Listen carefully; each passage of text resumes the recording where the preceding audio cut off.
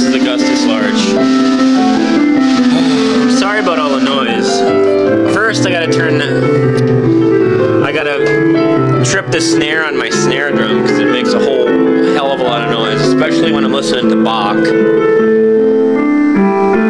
I get a little out of bounds when I'm listening to Bach, and I used to live in apartment buildings and stuff, and people got really upset with me, especially the management, because I'd play my music really, really loud. And I'd play anything from Slayer to Jewel, really, because I'm a big lover of music and I have a really wide, eclectic, preference of music. And I like Bach, and I'm listening to the Well-Tempered Clavier right now. And this is good stuff for baby's brain. And that's what I like to say, it's a great thing to play for an infant, like Bach. Oh man, if you put headphones on an infant and you play them these records, the Well-Tempered Clavier, books 1 and 2. No, I have book 1, parts 1 and 2. Yeah, that's it. Book 1 of the Well-Tempered Clavier. I like it a lot. I haven't even really gotten into the book 2. The book 1 is good enough. And the whole thing about the Well-Tempered Clavier is Bach, he was making a standardized notation. And just because he had pretty good funders in Germany there, the Hasburgs, I think, were funding Bach.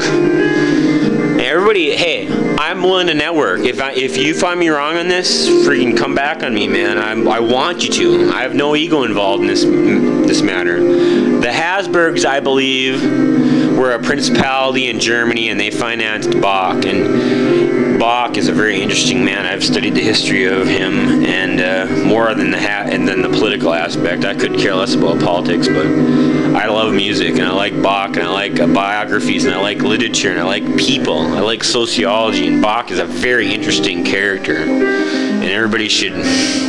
He had 2 sons that were very good, even better than him. But the thing about Bach, J.S. Bach, not the 2 other Bachs, but J.S. Bach, is he was a pioneer. He standardized music notation, and the Well-Tempered Clavier is just pretty much book 1 is ringing out the piano and all the rudiments of the piano, each part, like each little segment component of the book is a little figure that rings out every key.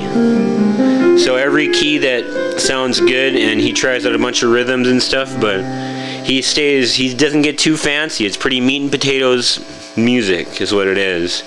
That any minstrel or traveling gypsy was playing at the time, but he made a pretty meat and potatoes, boiled down, an instrument able to standardize a notation type of music, and it's really good for the brain to listen to this because it's done by a master. Bach knew how to operate every piece of wood that he got sound out of, including a piano. So I love listening to the Well-Tempered Clavier.